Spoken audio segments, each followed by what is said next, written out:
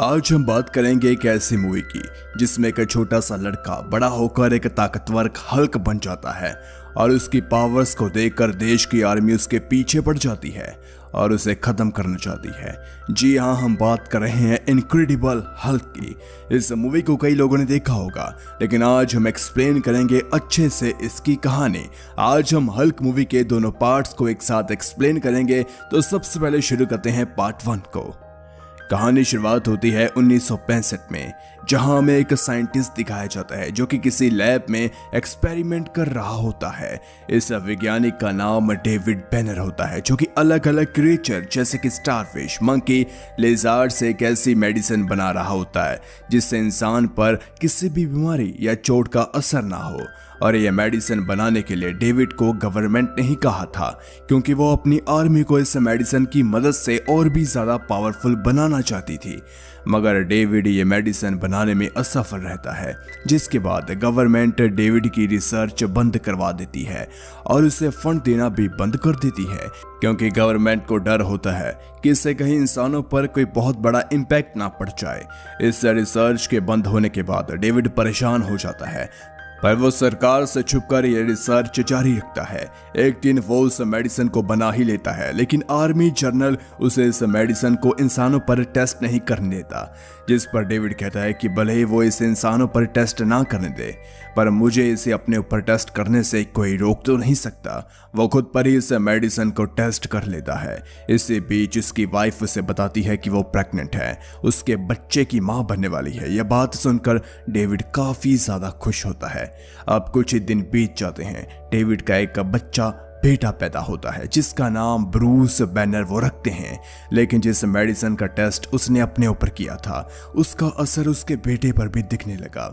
ये सब देखकर डेविड परेशान हो जाता है, इसका कोई हल ढूंढने लगता है, क्योंकि उसे खुद भी नहीं पता था कि उसने जो मेडिसिन खुद पर टेस्ट की है उसका असर क्या हो सकता है।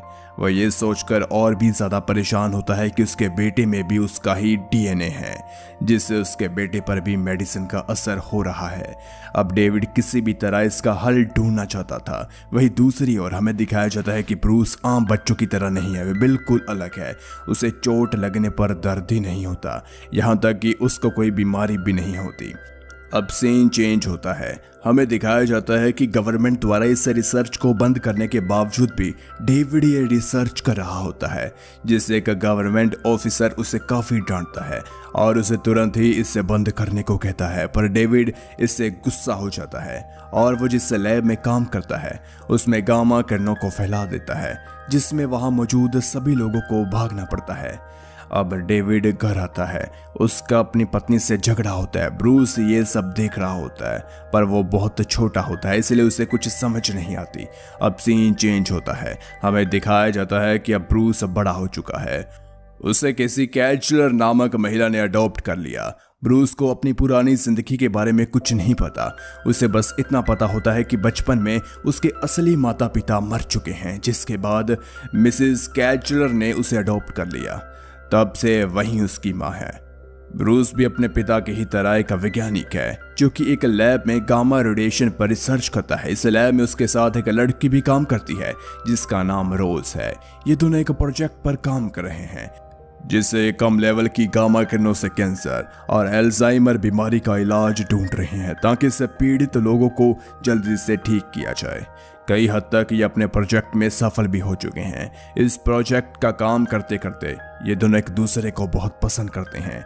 इसी बीच इनके पास एक आर्मी ऑफिसर आता है और वो कहता है कि तुम जिस प्रोजेक्ट पर काम कर रहे हो वह सिर्फ आर्मी के लिए करो। ये दोनों उसे मना कर देते हैं और कहते हैं कि हम इसका फायदा पूरी दुनिया को देना चाहते हैं।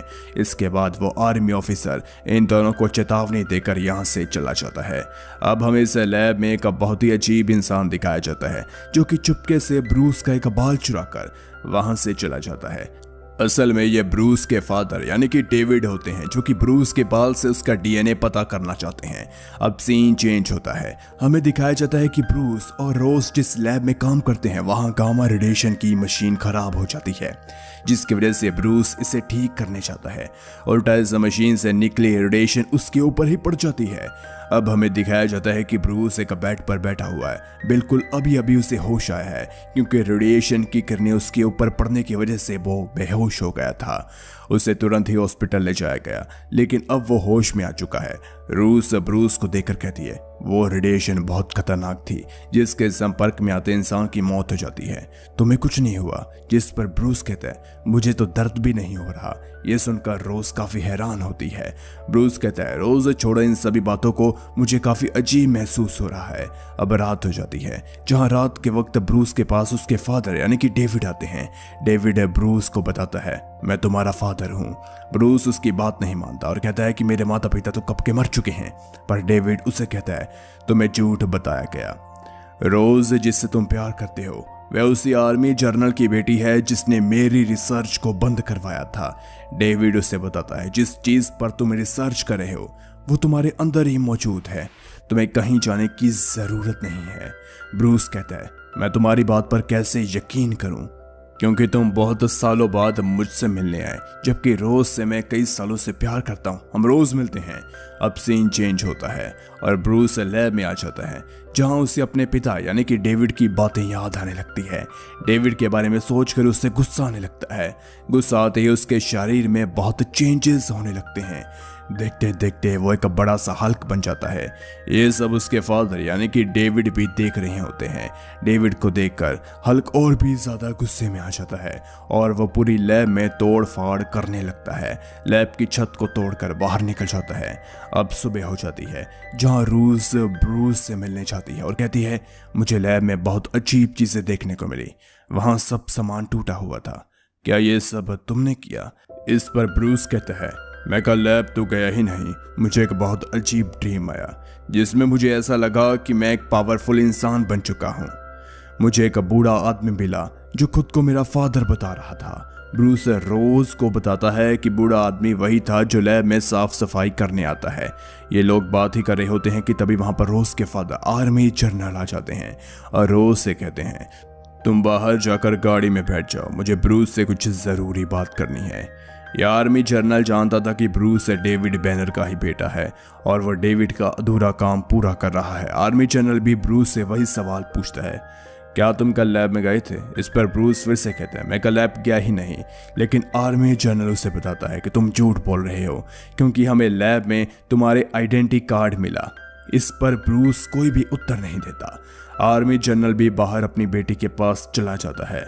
वह अपनी बेटी से कहता है, तुम्हारा ये जो दोस्त ब्रूस कोई खतरनाक काम कर रहा है जिससे देश को खतरा है, और मैं इसका पर्दाफाश कर कर ही रहूंगा, इसलिए मैंने उसे नजरबंद कर दिया। आर्मी जर्नल ये भी कहता है कि तुम उस आदमी यानी कि ब्रूस से दूर रहो। इसके बाद रोज कार स्टार्ट करती है। ब्रूस के फादर यानी कि डेविड का पता लगाकर उनके घर चली जाती है। डेविड के पास पहुंचकर रोज उनसे पूछती है, तुम्हारे बेटे में ऐसा क्या खास है? पूरी आर्मी उसके पीछे पड़ी हुई है। जिस पर डेविड उसे बताता है, तुम ये सब जानकर मेरे बेटे की मदद करना चाहती हो? तो रोज कहती है, मेरे पिता आर्मी जनरल है, उनका मानना है कि ब्रूस कोई ऐसा काम कर रहा है जिससे देश को खतरा है। यह सुनते ही डेविड कहता है कि मेरा बेटा अनोखा है, ये दुनिया अनोखी चीजों की कदर नहीं करती बल्कि उसके पीछे पड़ जाती है। डेविड कहता है कि अब बहुत देर हो चुकी है और मैं अब उसकी मदद नहीं कर सकता। वैसे भी वो मुझे अपना पिता नहीं मानता, तो मैं उसकी मदद क्यों करूं? डेविड ये भी कहता है कि अब आप यहाँ से जा सकती हैं। इसके बाद रोज वहां से चली जाती है। अब सीन चेंज होता है और हमें दिखाया जाता है कि आर्मी जनरल ब्रूस से इन्वेस्टिगेशन कर रहा है। वह उससे उसके फादर यानी कि डेविड बेनर के बारे में पूछता है, पर ब्रूस कहता है कि मुझे इनके बारे में कुछ नहीं पता, मुझे तो बस इतना बताया गया कि मेरे माता पिता मर चुके हैं। आर्मी जनरल कहता है, तुम झूठ बोल रहे हो, क्योंकि कोई भी अपने सामने हुए इतने बड़े हादसे को बोल नहीं सकता। इस पर ब्रूस कहता है, कौन सा हादसा? कैसा हादसा, मुझे बताओ। पर आर्मी जनरल उसे कुछ नहीं बताता, वहां से चला जाता है। अब यहाँ पर ब्रूस एक घर में नजरबंद होता है। तभी उसे एक फोन की घंटी सुनाई देती है। वह सभी जगह ढूंढता है तो उसे सोफे के नीचे एक फोन दिखाई देता है जिसे कि किसी ने छुपा कर रखा था। ये फोन किसी और का नहीं बल्कि उसके पिता यानी कि डेविड बेनर का होता है। फोन रिसीव करते ही ब्रूस अपने फादर को कहता है, तुमने ये मेरे साथ क्या किया? तुमने अपने ऊपर एक्सपेरिमेंट किया, उसका नतीजा मुझे क्यों मिल रहा है? तो डेविड कहता है, तुम इसे कभी नहीं समझ सकते क्योंकि मैं अभी तक इसे नहीं समझ पाया हूँ और तुम्हें अपनी ताकत का इस्तेमाल करना चाहिए। पर ब्रूस कहता है कि मैं रोज के साथ कहीं दूर चला जाऊंगा और अपना इलाज करवा लूंगा। पर डेविड कहता है, तुम रोज से नहीं मिल सकते क्योंकि मैंने तुम्हारे डीएनए से 4 क्रिएचर बनाए जिन्हें मैंने रोज के घर भेज दिया। ये बात सुनते ही ब्रूस सीधा रोज के घर की ओर आने लगता है, पर तभी उसकी निगरानी कर रहा एक आर्मी ऑफिसर उसे रोक लेता है, जिस पर ब्रूस को गुस्सा आने लगता है। तो वह फिर से एक बड़े से हल्क में बदल जाता है। फाइनली वो रोज के पास पहुंच जाता है। ब्रूस रोज को उठाकर एक कार पर रख देता है, लेकिन तभी वही क्रिएचर जिन्हें उसके फादर ने रोज के पीछे भेजा था वहां पर आ जाते हैं, लेकिन हल्क इनसे फाइट कर उन्हें हरा देता है। अब हल्क का गुस्सा शांत हो जाता है, वह फिर से ब्रूस बन जाता है। रोज को बताता है कि उसके फादर की वजह से उसके अंदर ऐसी मेडिसिन आई है जिससे गामा रेडिएशन के संपर्क के आने की वजह से वो एक्टिव हो गई। इसी वजह से जब मुझे गुस्सा आता है तो मैं हल्क बन जाता हूँ। ये बात सुनकर रोज अपने फादर यानी कि आर्मी जनरल को फोन करती है, उन्हें सब कुछ बताती है, उनसे मदद मांगती है, पर उसे नहीं पता होता कि आर्मी जनरल ब्रूस के पक्के दुश्मन है। वो वहां पर अपनी आर्मी भेज देते हैं और ये आर्मी ब्रूस को बेहोश कर आर्मी जनरल के पास ले आती है। आर्मी जनरल उसे जमीन के 1000 फीट नीचे ले जाते हैं और वह ब्रूस को हमेशा हमेशा के लिए बेहोश रखना चाहते हैं। लेकिन जब यह बात रोज को पता चलती है तो वह अपने फादर यानी कि आर्मी जनरल को कहती है कि तुम इतने जालिम क्यों हो, तुम उस मासूम ब्रूस के साथ ये जुल्म क्यों कर रहे हो। इस पर आर्मी जनरल कहता है कि ब्रूस मासूम नहीं बल्कि खतरा है, खतरा, इस दुनिया के लिए खतरा। ब्रूस अपने पिता की ही तरह एक बहुत जिद्दी साइंटिस्ट है। इस पर रोज कहती है मैं उसे अच्छे से जानती हूँ, वो ऐसा नहीं कर सकता, आप मुझे उससे एक बार मिलने दीजिए। इस पर आर्मी जनरल कुछ सोचता है और उसे ब्रूस से मिलने की इजाजत देता है। रूस ब्रूस के साथ एक पूरा दिन रहती है। इसके बाद आर्मी जनरल कहता है कि तुम ब्रूस से आज के बाद कभी नहीं मिल सकती क्योंकि कुछ लोग उसे हमेशा हमेशा के लिए यहाँ से लेकर जाने वाले हैं। ये बात उसके फादर डेविड को पता चलती है। उसके बेटे को आर्मी जनरल ने पकड़ लिया, वो उसे हमेशा हमेशा के लिए किसी को सौंपने वाला है। तो वह सोचता है कि वह अपने बेटे की रिसर्च इस तरह से खत्म नहीं होने दे सकता, तो वह भी उसी गामा रेडिएशन के सामने चला जाता है जिससे ब्रूस को हल्क की पावर मिली थी। लेकिन यहाँ पर ब्रूस के पिता यानी कि डेविड को गामा रेडिएशन के संपर्क में आने से एक और पावर मिल जाती है। अब वो जिस भी चीज को छूता है वह उसके जैसा ही बन जाता है, जो कि एक बहुत अच्छी पावर होती है। इसके बाद डेविड रोज के पास आता है और कहता है कि मैं अपने बेटे से मिलना चाहता हूँ, पर रोज कहती है तुमने बहुत देर कर दी क्योंकि मेरे पिता आर्मी जनरल अपनी आर्मी के जरिए उसे ले जाने वाले हैं। तो डेविड कहता है वो तुम्हारे पिता है, तुम इन्हें रोक भी सकती हो। रोज कहती है नहीं, मैं उन्हें नहीं रोक सकती। और हाँ, तुम ऐसी बातें क्यों कर रहे हो, तुम्हें ये सब पता है कि ये सब तुम्हारी वजह से हुआ। इस पर डेविड कहता है कि मेरी वजह से ये सब नहीं हुआ, बल्कि ये उसमें डीएनए की वजह से आया है। मैंने तो इसे खत्म करने की बहुत कोशिश की, मेरी इसमें कोई गलती नहीं, बल्कि इसमें गलती तुम्हारे पिता की है जिसने मेरी रिसर्च को बीच में ही रोक दिया, वरना अब तक मैं इसका हल तो बना ही लेता। डेविड कहता है कि हाँ, मैं अपनी गलती मानता हूँ और मुझे जब ये बात पता चली कि मेरा बेटा आगे चलकर दुनिया के लिए खतरा हो सकता है, मैंने उसे मारने की बहुत कोशिश की। एक बार मैं उसे मारने ही जा रहा था, लेकिन तभी मेरी वाइफ ने मुझे रोका। वह चाकू मेरी वाइफ को लग गया जिससे उसकी मौत हो गई। अब सीन चेंज होता है, हमें दिखाया जाता है कि ब्रूस पर बहुत ही टॉर्चर हो रहा है। ये लोग उसे इलेक्ट्रिकल शॉक दे रहे हैं ताकि उसे गुस्सा आ जाए, फिर वो हल्क बन जाए और उस हल्क से ये और भी हल्क बना सके और उनसे अपने फायदे के लिए कुछ काम करवा सके। लेकिन ब्रूस ऐसा नहीं होने देता, वे अपने गुस्से पर कंट्रोल करते हैं, अपने आप को गुस्सा नहीं दिलाता ताकि ये लोग उसका गलत इस्तेमाल ना कर सके। लेकिन इसे इतना तेज इलेक्ट्रिकल शॉक दिया जाता है कि वह बेहोश हो जाता है। बेहोश होने के बाद उसे कुछ पुरानी बातें याद आने लगती है। उसे याद आता है कि किस तरह उसके फादर ने बचपन में उसे मारने की कोशिश की थी, इसकी वजह से उसकी माँ की जान चली गई। ये सोचकर उसे गुस्सा आने लगता है, तो वह फिर से एक बड़े मॉन्स्टर यानी कि हल्क में बदल जाता है। हल्क में बदलने के बाद वो जिससे शीशे के गिलास में बंद होता है उसे तोड़ देता है, बाहर निकल आता है। आर्मी वाले उस पर फायर कर उसे बेहोश करने की कोशिश करते हैं, लेकिन उस पर गोलियों का कोई भी असर ही नहीं होता क्योंकि अब वह बहुत बड़ा हो चुका था, उस पर कोई भी असर नहीं हो रहा था। हल्क वहां से बाहर आ जाता है, रोड पर भागने लगता है। भागकर हल्क एक रेतली जगह पर पहुंचता है, पर आर्मी के लोग वहां पहुंचकर उस पर गोलीबारी करने लगते हैं। इसी बीच कुछ टैंकर उस पर गोलियों की बरसात करने लगते हैं। ये सब देखकर हल्क को गुस्सा आ जाता है और वह इन टैंकर्स को उठाकर फेंक देता है। अब हल्क आगे जाता है और कुछ पहाड़ों के पास पहुंच जाता है, लेकिन यहाँ पर आर्मी के कुछ हेलीकॉप्टर्स उसे पहाड़ों में फंसा देते हैं और उस पर फायरिंग करने लगते हैं, पर हल्क कैसे भी वहां से निकल जाता है। अब हल्क के पीछे आर्मी का जहाज भी आने लगता है, पर हल्क उसके ऊपर कूद पड़ता है, मगर ये जहाज इतनी ऊंचाई पर चला जाता है कि हल्क वहां से रुक नहीं पाता और वो सीधा समंदर में गिर जाता है। समंदर में गिरते ही आर्मी समंदर में हल्क के ऊपर फायरिंग करने लगती है, पर हल्क वहां से निकलकर शहर में आ जाता है जहां रोज भी होती है, जिसे आर्मी जनरल यानी कि रोज के पिता ने उससे भेजा होता है। रोज को देखते ही हल्क फिर से नॉर्मल इंसान बन जाता है, ब्रूस में बदल जाता है। इसी बात का फायदा आर्मी जनरल उठाता है और वह फिर से ब्रूस को पकड़ लेता है। और जब रोज को इस बात का पता चलता है वो काफी परेशान होती है, क्योंकि उसके पिता ने उसके साथ चीट किया था, जिसकी वजह से रोज को अपने पिता से नफरत सी हो गई थी। अब सीन चेंज होता है, हमें ब्रूस के फादर दिखाए जाते हैं। वो आर्मी से कहते हैं, मुझे अपने बेटे से आखिरी बार मिलने दो, अगर आप लोग मुझे अपने बेटे से मिलने देंगे तो मैं सरेंडर कर दूंगा, खुद को आप लोगों के हवाले कर दूंगा। आर्मी वाले उसके पिता की बात मान लेते हैं और वह ब्रूस से मिलने देते हैं, लेकिन यहाँ पर उसके पिता यानी कि डेविड भी एक चाल चल रहे थे, क्योंकि अब उनके पास भी पावर आ चुकी थी और वे अपने बेटे के लिए आर्मी से लड़ना चाहते थे। ब्रूस से मिलते ही डेविड उससे कुछ ऐसी बातें करते हैं जिससे उसे गुस्सा आ जाए, वो हल्क बन जाए। लेकिन आर्मी ने ब्रूस को इतना टॉर्चर किया था कि अब वो काफी ज्यादा कमजोर हो चुका था, वो हल्क नहीं बन सकता था। ये देखते ही डेविड पूरे शहर की बिजली अपने अंदर एब्सॉर्ब कर लेता है और वैसे बिजली का झटका ब्रूस को भी देता है, जिसकी वजह से ब्रूस फिर से हल्क बन जाता है। इसके बाद वह दोनों आपस में लड़ने लगते हैं। डेविड अपने बेटे से इसीलिए लड़ रहा था ताकि वह अपने बेटे की एनर्जी ले सके। ब्रूस अपने पिता को कहता है, आपको मुझसे लड़ने की जरूरत नहीं, मैं खुद ही आपको अपनी एनर्जी दे देता हूँ। ब्रूस अपने फादर को अपनी एनर्जी देता है, पर उसके फादर इस एनर्जी को कंट्रोल नहीं कर पाते, क्योंकि ये इतनी ज्यादा होती है, इसे कंट्रोल कर पाना उसके बस की बात ही नहीं होती।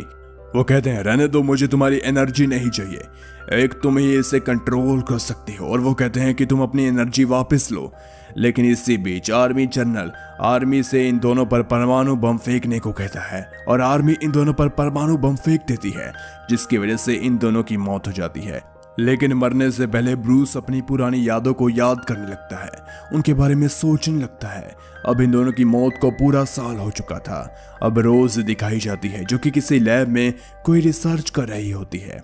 तभी उसको एक फोन आता है। ये फोन उसके फादर यानी कि आर्मी जनरल का होता है। वह रोज से कहते हैं, तुम्हें ब्रूस के बारे में कुछ पता चला तो मुझे बताना, क्योंकि सब लोग मानते हैं कि वो मर चुका है, लेकिन मुझे ऐसा लगता है कि वो अभी भी जिंदा है।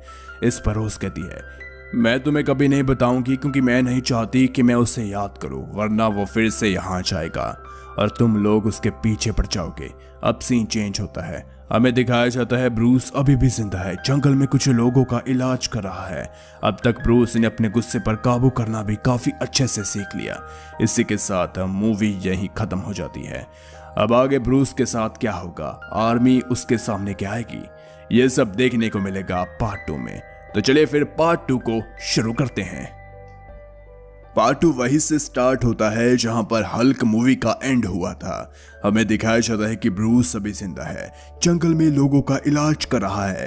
अब हमें पता चलता है कि ब्रूस किसी और देश में चला गया, वहां की किसी लैब में अपना इलाज करवाने के लिए गया है। और ब्रूस ने ऐसा रोज के कहने पर किया, क्योंकि रोज ने उससे कहा था कि तुम इस लैब में चले जाओ, ये तुम्हारा इलाज कर देंगे, तुम हमेशा के लिए ब्रूस बन जाओगे। इस लैब में ये लोग ब्रूस पर एक एक्सपेरिमेंट करते हैं। ये एक्सपेरिमेंट बहुत ही बुरी तरह विफल हो जाता है।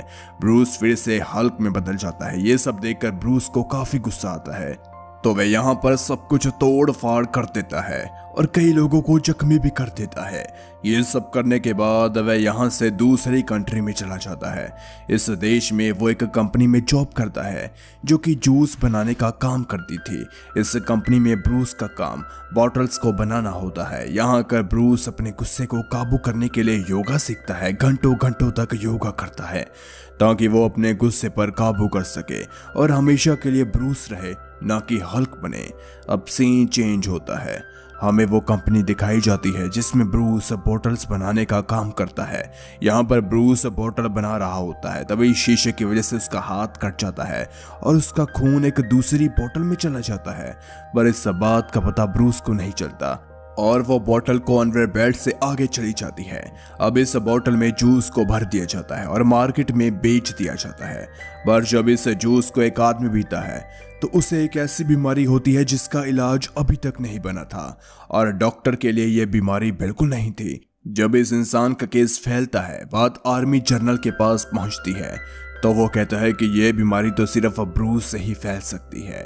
हो ना हो ब्रूस अभी भी जिंदा है और वो कहीं पर रह रहा है। आर्मी जनरल कहता है जल्दी से जल्दी ब्रूस का पता लगाओ, वो कहाँ पर है। इसके बाद अब वो लोग पता लगा लेते हैं कि ये जूस कहाँ बनता है और आर्मी जनरल अपनी सारी आर्मी को उस देश में भेज देता है जहां पर ब्रूस होता है। और ये आर्मी के लोग ब्रूस को देख लेते हैं। आर्मी वाले ब्रूस का पीछा करने लगते हैं, पर अब ब्रूस भागने लगता है, लेकिन वो सोचता है कि मैं इनका मुकाबला नहीं कर सकता। एक बार फिर से हल्क में बदलना उसे पड़ता है ताकि वो इन सभी का सामना कर सके।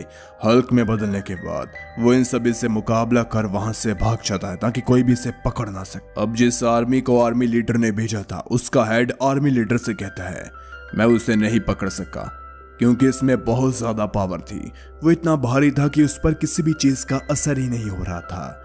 उसकी बात सुनकर आर्मी जनरल कहता है परेशान मत हो, मैं तुम्हें ऐसा बना दूंगा कि तुम हल्क से भी ज्यादा मुकाबला करोगे। अब सीन चेंज होता है। हमें दिखाया जाता है कि ब्रूस अब उसी देश में आ चुका है जहां पर रोज ने उसे लैब में बुलाया था। यहाँ करवैक यूनिवर्सिटी में एडमिशन ले लेता है जहां वो रोज को भी देखता है जो कि किसी लड़के के साथ हंसी मजाक कर रही होती है।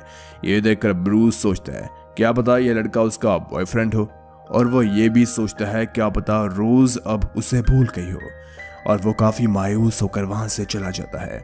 इसके बाद ब्रूस एक पिज्जा शॉप पर जाता है जहां के ओनर से रोज के साथ वाले लड़के के बारे में पूछता है, तो वो बताता है कि वो लड़का रोज का एक दोस्त है जो कि काफी अच्छा है।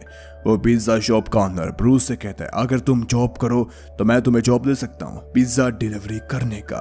ब्रूस उसकी बात मान लेता है, वहां पर पिज्जा डिलीवर का काम करने लगता है। यहाँ पर ब्रूस इंटरनेट पर मिस्टर ब्लू होता है और उससे वो आइडेंटिटी छुपाकर बात करता है। उसे नहीं पता था कि यही ब्रूस है। ब्रूस बस उसे रैंडम बातें करता है और अपने बारे में बताता है। उसका कोलीग भी एक साइंटिस्ट होता है। अब एक दिन ब्रूस को अपने पुराने कॉलेज जहां पर वो पुराने दिनों में पढ़ता था, वहां से एक पिज्जा डिलीवरी का ऑर्डर आता है जहां वो पिज्जा डिलीवर करने जाता है। जब वो पिज्जा डिलीवर करता है तो वह देखता है कि वहां बहुत ज्यादा लोग नहीं हैं। तभी उसकी क्यूरियोसिटी जागती है और वह साइंस लैब में जाता है जहां वो देखता है कि उसकी साइंस लैब में कोई भी नहीं है। वह चुपके से वहां जाकर उसकी साइंस लैब में अपनी आईडी लॉगिन करता है, पर उसे पता चलता है कि उसके नाम से वहां कोई भी आईडी नहीं है। ये देखकर वो काफी ज्यादा हैरान होता है और वहां से बाहर निकल जाता है। वेस के बारे में अपने कोलीग जिससे वो इंटरनेट पर बातें करता था उससे भी बताता है और कहता है कि जो डेटा मुझे चाहिए वो कंप्यूटर में है ही नहीं था। दरअसल ब्रूस को अपने द्वारा की गई रिसर्च का डेटा चाहिए होता है और वो मिस्टर ब्लू से कहता है उसे चलते रहना होगा ताकि आर्मी वाले उसे ढूंढ ना पाए, क्योंकि वो फिर से आर्मी के हाथ नहीं आना चाहता था। अब ब्रूस उसी पिज्जा शॉप में आ जाता है जहां रोज और उसका दोस्त दिखाई देते हैं। उन्हें देखते ही वो उसे दरवाजे से झांकता है, पर रोज उसे देख लेती है, लेकिन तुरंत ही ब्रूस वहां से चला जाता है। रोज उसका पीछा करती है पर उसे ब्रूस नहीं मिलता। अब रोज वापस पिज्जा शॉप में आ जाती है और उसके ओनर से ब्रूस के बारे में पूछती है, तो वो बताता है कि ब्रूस अब यहीं इसी शहर में रहता है। वही दूसरी ओर अब ब्रूस इस शहर को छोड़कर जा रहा होता है कि तभी रोज उसे ढूंढ लेती है। उसे कहती है कि मैं तुमसे आज भी उतना ही प्यार करती हूँ जितना कि पहले करती थी, और वो आदमी सिर्फ मेरा दोस्त है और कुछ नहीं। वो उसको अपने घर ले जाती है, उसे वो सारा डेटा देती है जिसकी तलाश उसे होती है, क्योंकि रोज ने उस सभी डेटा को अपनी पेन ड्राइव में सेव कर रखा था। इस सब के बारे में जनरल को कुछ नहीं पता होता। इसी बीच रोज कहती है कि इस डेटा को अगर हम मेरे पिता यानी कि आर्मी जनरल को दे दे तो वो हमारी मदद कर सकते हैं। इस पर ब्रूस कहता है नहीं, ऐसा सोचना भी मत, वो मेरी मदद करेंगे, बल्कि वो तो मुझे मार कर ही अपना फायदा लेना चाहेंगे। इसके बाद सीन चेंज होता है। हमें वही आर्मी जनरल दिखाया जाता है जो कि उस आर्मी के हेड से अपने वादे को पूरा करता है। वह उस आर्मी हेड को ऐसा बना रहा होता है जिससे वो हल्क का मुकाबला कर सके, उसे हरा सके। आर्मी जनरल उस हेड के पूरे शरीर में बहुत सारे इंजेक्शन लगाता है, जिससे ये आर्मी हेड काफ़ी ज़्यादा पावरफुल हो जाता है। इसके शरीर में बहुत ताकत आ जाती है। वही दूसरी ओर ब्रूस रोज से कहता है, डेटा देने के लिए शुक्रिया, मगर मैं यहाँ ज़्यादा देर नहीं रुक सकता क्योंकि आर्मी मुझे यहाँ पकड़ने आ ही रही होगी। और पता नहीं कैसे आर्मी को पता चल जाता है कि ब्रूस यहाँ पर है। वे उसे पकड़ने आ जाती है, पर ब्रूस भाग जाता है, लेकिन भागते भागते उसे एक ब्रिज पर कैद कर लिया जाता है। लेकिन तभी वो इस ब्रिज को तोड़ देता है। एक बार फिर से ब्रूस हल्क में बदल जाता है। फिर से वह गुस्से में आकर तोड़ फाड़ करने लगता है और आर्मी की किसी भी गोली का असर उस पर नहीं होता। लेकिन तभी आर्मी जनरल कहता है, इसे टैंक के सामने रखकर शूट करो। पर हल्क काफी ज्यादा पावरफुल हो चुका था, इसीलिए वह इसको भी सहन कर लेता है और अपने आप पर कोई भी जख्म नहीं और चोट नहीं आने देता। इसके बाद वो धीरे धीरे कर इन टैंक्स को भी बर्बाद कर देता है। हल्क इस दौरान एक आर्मी ऑफिसर को भी मार देता है, जिस पर आर्मी जनरल कहता है, इस समय इसके पास कोई भी मत जाना क्योंकि ये काफी ज्यादा गुस्से में, ये किसी की भी जान ले सकता है। आर्मी जनरल अपनी बेटी को हल्क के पास भेजता है और उसे कहता है कि तुम जाओ, हल्क को शांत करो ताकि वो ज्यादा तोड़ फाड़ ना करे। रोज हल्क को समझाने के लिए उसके पास चली जाती है, लेकिन तभी आर्मी का एक और हवाई जहाज हल्क पर हमला कर देता है, जिससे हल्क रोज को चारों तरफ ढक लेता है और उसको एक भी गोली नहीं लगने देता और वो उस हवाई जहाज को बर्बाद कर देता है और उस आर्मी हेड को भी मारता है, जिससे कि आर्मी जनरल ने हल्क से लड़ने के लिए तैयार किया था। अब सीन चेंज होता है, हमें वही आर्मी हेड दिखाया जाता है जो कि एक बेड पर लेटा होता है और उसके पूरे शरीर से खून बह रहा होता है। उसकी सभी हड्डियां टूट चुकी थी और वो चलने फिरने के लायक भी नहीं होता। लेकिन तभी अचानक वो खड़ा होता है, उसके शरीर के सभी जख्म भर जाते हैं। ये उसी इंजेक्शन का कमाल था जो कि आर्मी जनरल ने उसके शरीर पर लगाया था। इस हेड के पास पता नहीं कहां से बहुत ज्यादा पावर आ जाती है। वही दूसरी ओर ब्रूस रोज को कहता है, मैं चाहता हूं कि मेरे अंदर से हल्क हमेशा के लिए चला जाए, जिसकी वजह से आर्मी मुझे कभी भी नहीं पकड़ेगी क्योंकि उन्हें मेरी नहीं बल्कि हल्क की तलाश है। वो कहता है कि मेरे पास एक आइडिया है कि हम उस इंसान के पास चलते हैं जिससे मैं इंटरनेट पर बातें करता हूँ। उसकी भी एक लैब है, मुझे उम्मीद है कि वो मेरी पूरी तरह बीमारी को ठीक कर देगा। अब ब्रूस उस इंसान के पास जाता है। वो इंसान कहता है कि मुझे लगता था कि तुम बहुत बड़े होंगे। ब्रूस कहता है कि हाँ मैं बड़ा हूँ, लेकिन जब मुझे गुस्सा आता है तभी मैं बड़ा होता हूँ। अब ये तीनों उसकी लैब में जाते हैं, जहां ये आदमी बताता है कि मेरे पास जो एंटीडोट है वो काफी ज्यादा पावरफुल है। मुझे नहीं पता कि तुम उसे झेल पाओगे या नहीं। मैं उस एंटीडोट को तुम्हें लगा दूं? तो ब्रूस कहता है कि मुझे जान की परवाह नहीं, मैं तो बस इस हल्क को अपने अंदर से हमेशा के लिए निकालना चाहता हूँ। अब वो साइंटिस्ट ब्रूस को एक कमरे में ले जाता है जहां वो उसे एक बेड पर लेटा देता है। अब हमें पता चलता है कि इस एंटीडोट को ब्रूस के शरीर में लगाने के लिए उसका हल्क होना जरूरी है, इसलिए उसे इलेक्ट्रिक शॉक दिए जाते हैं ताकि वो हल्क बन सके। और ऐसा ही होता है, ब्रूस अचानक से हल्क बन जाता है। जैसे ही ब्रूस हल्क बनता है तो रोज उसे कहती है कि देखो, किसी भी चीज को नुकसान मत पहुंचाना और यहाँ तोड़ फाड़ बिल्कुल मत करना, क्योंकि यहाँ पर हम अपने फायदे के लिए आए हैं। हम यहाँ पर केवल एंटीडोट लगवाने आए हैं, ना कि किसी को नुकसान करने। तो वो साइंटिस्ट ब्रूस को अपना एंटीडोट लगा देता है, जिसके बाद हल्क एक नॉर्मल इंसान में बदलने लगता है और धीरे धीरे कर ब्रूस बन जाता है। ये देखकर वो इंसान काफी ज्यादा खुश होता है और कहता है कि मेरा एक्सपेरिमेंट सफल रहा, अब तुम कभी हल्क नहीं बन पाओगे। ये साइंटिस्ट ये भी कहता है कि अब किसी भी बीमारी का इलाज संभव है, क्योंकि तुमने जो मेरे पास ब्लड का सैंपल भेजा उससे मैंने एक ब्लड बना लिया और इन्हें कई जानवरों पर टेस्ट किया, इसका नतीजा कभी नहीं आया। लेकिन अभी मैंने तुम्हारे ऊपर इससे टेस्ट किया, तुम ठीक हो गए। इसका मतलब अब दुनिया की किसी भी बीमारी को हम ठीक कर सकते हैं। ये सुनते ही ब्रूस कहता है कि ये खतरनाक भी हो सकता है। अगर आर्मी को पता चल गया कि ये तुमने किया तो वो तुम्हें पकड़ लेंगे और फिर तुमसे और भी ज्यादा हल्क बनाएंगे, जिससे दुनिया भी तबाह हो जाएगी। ब्रूस के इतने कहते ही वहां पर आर्मी आ जाती है और ब्रूस को तुरंत ही बेहोश कर देती है और अपने साथ आर्मी जनरल के पास ले जाती है। वहीं दूसरी ओर वो आर्मी हेड उस साइंटिस्ट को गन पॉइंट कर देता है और उसे कहता है कि ब्रूस का ब्लड मुझ में इंजेक्ट कर दो, वरना मैं तुम्हें मार दूंगा। ऐसे में उस साइंटिस्ट को ना चाहते हुए भी उसके अंदर ब्रूस का ब्लड इंजेक्ट करना पड़ा। जिसके बाद वो आर्मी हेड एक काफी अजीब क्रीचर में बदल गया, जिसकी बॉडी पर गंदे गंदे स्पाइक्स थे। और अजीब सा क्रीचर उस वैज्ञानिक को मारता है और उसकी लैब को भी तोड़ देता है, जिसके बाद यह बाहर निकल आता है और काफी ज्यादा तोड़फाड़ करता है। अब आर्मी जनरल स्क्रीन पर एक बड़े क्रीचर को देखता है तो रोज हैरान हो जाती है और सोचती है कि ये हल्क तो मेरे पास है, तो ये कौन है। उसे पता चलता है कि ये वही आर्मी हेड है। इसने हल्क के ब्लड को अपने अंदर इंजेक्ट करवा लिया, जिसकी वजह से ये इतना बड़ा क्रीचर बन गया।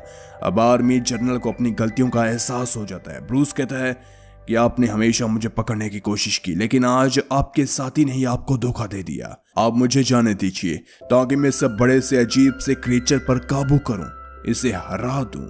लेकिन आर्मी जनरल कहता है कि मैं तुम्हें यहां से नहीं जाने दे सकता, जिस पर ब्रूस जबरदस्ती हेलीकॉप्टर का दरवाजा खोलकर कूद जाता है और कूदते ही वो जमीन के अंदर दस जाता है, जिसके बाद बाहर निकलता है एक बहुत बड़ा हल्क। अब हल्क और उस बड़े से क्रीचर के बीच बहुत फाइट होती है। इसी बीच वो बड़ा सा क्रीचर उस हेलीकॉप्टर पर हमला कर देता है, जिसमें रोज बैठी होती है, मगर हल्क उस हेलीकॉप्टर को बचा लेता है और फिर से उससे फाइट करने लगता है। लेकिन तभी हल्क देखता है कि रोज जिस हेलीकॉप्टर पर बैठी है वो क्रैश होने लगता है, जिसके बाद हल्क तुरंत ही उस हेलीकॉप्टर को बचा लेता है और फिर से उस क्रीचर को मारने लगता है। हल्क उस बड़े क्रीचर को बड़ी बड़ी चैन से बांधकर उसका गला दबा देता है और उसके सीने पर अपने पैर रख देता है, जिसकी वजह से वो क्रीचर मर जाता है। अब आर्मी फिर से हल्क पर फायरिंग करने लगती है, लेकिन आर्मी जनरल उन्हें रोकता है। अब रोज वहां पर आती है और कहती है कि मुझे पता है कि तुम कभी भी किसी का बुरा नहीं करोगे, तुम हमेशा ही सबका अच्छा करोगे। आज तुमने वो कर दिखाया। और रोज रोने लगती है, जिसके बाद हल्क रोज को चुप कराता है। अब ब्रूस ने अपने आप पर कंट्रोल कर लिया था। वो हल्क बनने के बाद अपनी फीलिंग्स को समझ सकता था, लेकिन तभी हम देखते हैं कि बहुत बुरी आर्मी हल्क पर फिर से फायरिंग करने लगती है, जिसके बाद हल्क वहां से भाग जाता है। अब धीरे धीरे एक महीना बीत जाता है। ब्रूस लगातार योगा करता रहता है, जिसकी वजह से अब उसने लगभग खुद पर काबू कर ही लिया था। अब वो हल्क नहीं बन सकता था। अगर वो हल्क की पावर्स का यूज करना भी चाहता था तो उसकी आंखें ग्रीन हो जाती थी और उसके अंदर वो पावर्स आ जाती थी। यहीं पर हल्क पार्ट 1 पार्ट 2 खत्म हो जाता है। आपको ये वीडियो कैसी लगी नीचे कमेंट सेक्शन में जरूर बताएं। अगर वीडियो अच्छी लगी तो लाइक कीजिए, ऐसे वीडियोस के लिए हमारे चैनल को जरूर सब्सक्राइब कीजिए। मिलते हैं एक और कमाल की वीडियो के साथ। Okay bye.